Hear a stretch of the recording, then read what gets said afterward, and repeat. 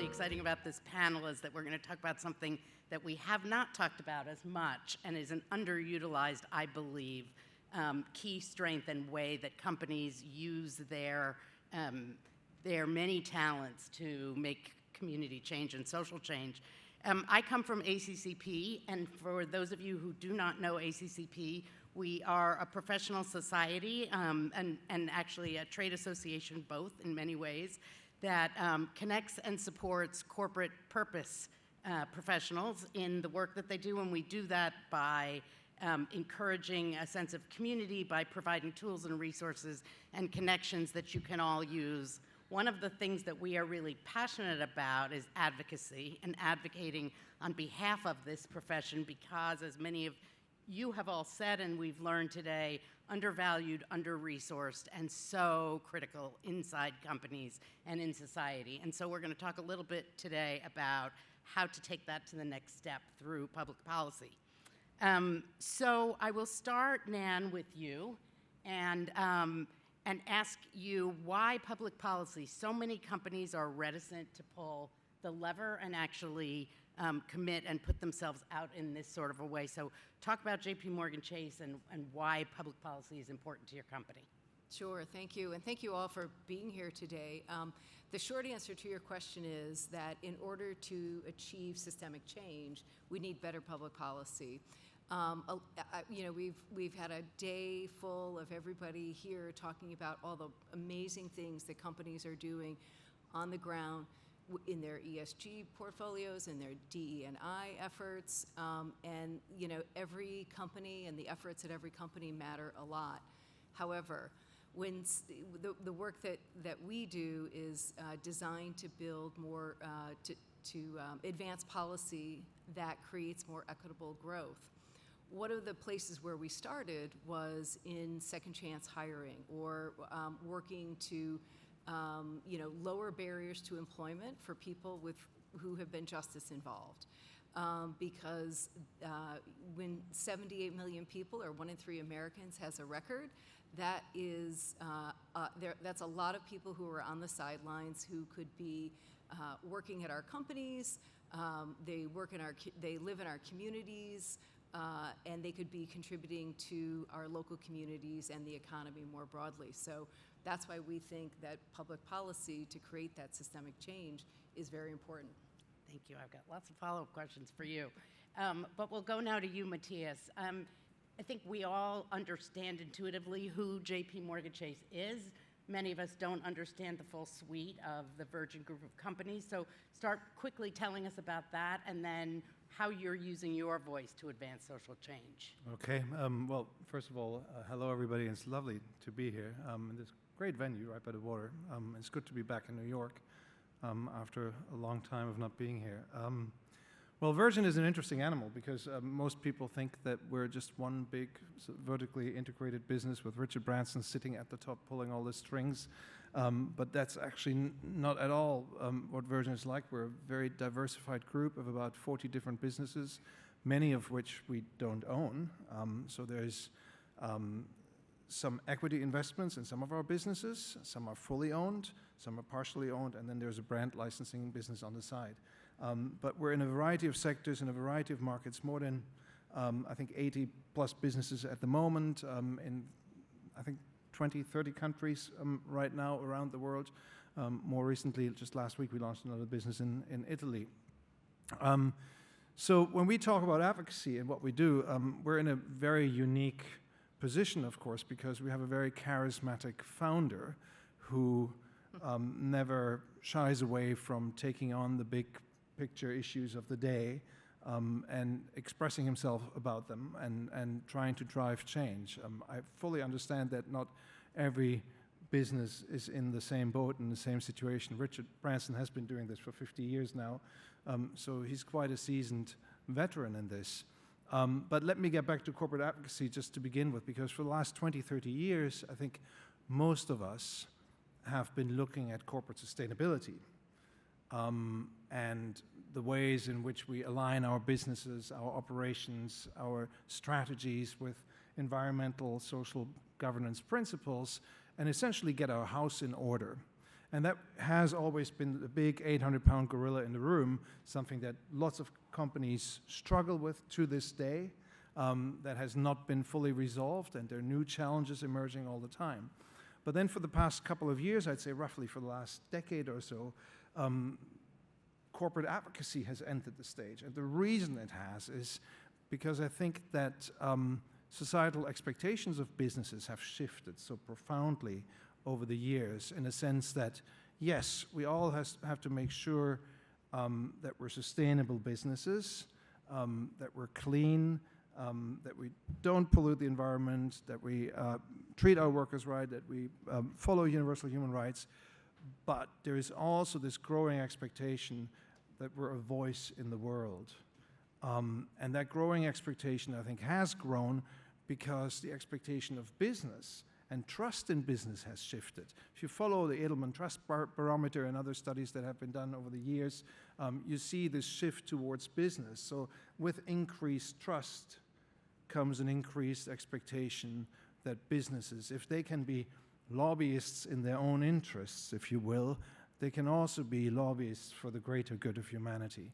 And that's essentially what we're trying to do, using Richard's voice and using increasingly other voices through our businesses, speaking up on a variety of issues. Thank you. So both of you have charismatic leaders, and I dare say not everyone in the room is fortunate enough to have a charismatic leader. It comes with its upsides and its downsides. Talk a little bit, both of you, if you would, about how you help your senior executives shape their messages and how you explain the why to them. Why should our company go ahead and do this thing? Sure. Well, I think we share this in common, that our charismatic leaders don't often need to have the why explained to them. They count on us to just go figure it out, basically. The how. Yes, the how. How are we going to do this? How are we going to implement it, and how will it work? And so I think in our case, definitely, again, by creating more equitable growth in communities, this can be done in a variety of ways, whether it is working with people who have criminal backgrounds, or we have economic security net issue programs, and we also have workforce development issue programs as well that we work on, where we really work closely with policymakers to make those systemic changes that we think will be positive. I mean, just to give a quick example, the way in which that we are working specifically on an issue that's called clean slate or automatic record expungement that we do to help justice-involved individuals. This is, we've worked with a number of policymakers in states all across the country, and also on federal legislation, to explain to them, why business thinks that this issue is important, and why we think that, again, helping people move on from their past, if you will enrich our communities, broadly speaking. And so I think, again, we're lucky enough to have a leader that really, has that vision to understand that these kinds of policy changes are important to communities all across the country. Yeah, and I think, in my role, I think I'm mostly blessed, occasionally cursed, that Richard Branson is just passionate about a whole range of different things and issues in the world, and he's also very accessible, so a lot of these issues are taken to him. And so a good chunk of my work actually consists of filtering and trying to understand which of these issues do we have standing, credibility, reach to speak up about, and what is our theory of change, and can we actually drive positive impact. And so once you apply that filter, you're left with a more manageable set of issues. There's always the 24-hour news cycle that throws issues into our lap. That's, I think, impossible to prevent. But we have a manageable set of issues that we focus on. We have some overlap. Both JP Morgan and Virgin are part of an organization called the Second Chance Business Coalition here in the US, looking at second chance, fair chance hiring. We do the same in the US. So we really look at these issues from the perspective of what is our greatest opportunity for impact and how do we achieve that impact. Is it Richard Branson going out there with his big megaphone to the world, 40 million plus social media followers, or does it involve quiet diplomacy behind the scenes to effect change? And then, and this is my final point, what's also very, very important in all this is if Richard goes out there with his megaphone to the world, what can we actually demonstrate to walk the talk? What can we do as a business and as a group of businesses to engage practically? And that's not just advocacy, that is real integration of these issues into our core businesses. So, for instance, spotting engagement opportunities for our businesses is a big, big part of my job. So can we mobilize Virgin Atlantic or Virgin Media in the UK or others to engage in second chance hiring? Can we do something with our businesses to integrate businesses that are connected to our advocacy causes into our supply chains? For instance, refugee-led enterprises. So there's a lot of that going behind the scenes, and I think these two things always have to be connected because you're inevitably getting to a point where the advocacy is one thing, but you also have to demonstrate what you're doing as a business to actually put these big picture issues into practice in your own operations. Can I just follow up on one point that you made, which is the authenticity is the place where you have to start, where companies really have to start, because if it's not seen as authentic, then you just don't have the credibility to go out there and do what you want to do.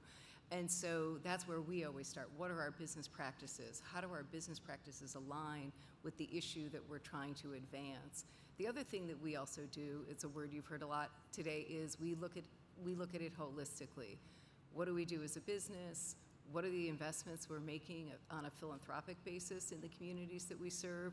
What is our private sector leadership? The Second Chance Business Coalition that you mentioned, that's an opportunity. We've got 44 large companies that have come together to focus on second chance hiring so that we can drive that business practice change. And then the last leg of this stool is the public policy to drive the systemic change that we mentioned. So that's really how we look at it as well. Thank you. So Nan, I'll just stay with you for one quick second. You all have hired 4,300 returning citizens, or So last year, roughly 10% of our new hires, or about 4,300 people, were people who had some type of justice system involvement, where whatever was in their past had no bearing on the job that they were doing, and it fit within our regulatory framework. And so one of the challenges that all of the companies that we're working with face is trying to figure out how to make this type of business practice work within their regulatory framework or their business model. And so yes, 4,300 people, which kind of tells you if a large bank and an airline company and a multinational with many subsidiaries can do it, that probably virtually every company on the planet could figure out a way to make more inclusive hiring strategies along these lines. Absolutely. If a bank can hire 4,300 people who have been in the criminal justice system, then we all can do something to that effect. So this all requires partnership, right? Nobody can do this alone, and we talked a lot about collaboration. Tell us about a quick partnership that you've developed that helps you with your public policy, Matthias. One of the issues that we're very passionate about and that we've been trying to make headway in a number of different places is the abolition of the death penalty. It's something that Richard has been passionate about for many, many years, and we're really getting involved on multiple levels. But as with any of these advocacy issues, we stand on the shoulders of giants, and we partner with organizations that are essentially the frontline organizations that are doing all the heavy lifting in this space. We're not experts on any of this, so we have to rely on NGOs and others to inform our advocacy, to share their messaging with us. What we bring to the table is reach, access, sometimes additional resources, but what they have is the knowledge and the expertise. And so these are mutually beneficial relationships. And for any business interested in advocacy and interested in turning advocacy into tangible engagement, I think partnering is key. You cannot go it alone. Yep. One example, and I'm looking at them right now, is the Responsible Business Initiative for Justice. Who we will hear from in a moment. Who we will hear from soon. Our key partner in the death penalty space here in the US and elsewhere.